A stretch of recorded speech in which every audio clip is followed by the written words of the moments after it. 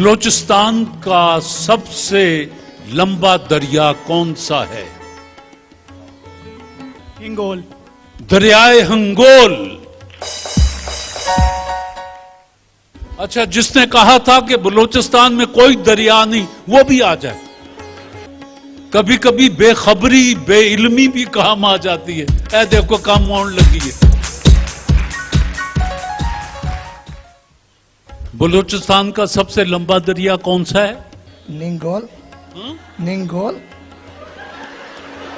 ओ निमकोल नहीं, दरियाए हंगोल। अच्छा ठहर जाओ। हाँ, केड़ा दरिया? दरियाए हंगोल। दरियाए हंगोल जवाब दुरुस्त है। Diamond tyre and tube. जाओ अपनी थान। केड़ा दरिया? दरियाए हंगोल।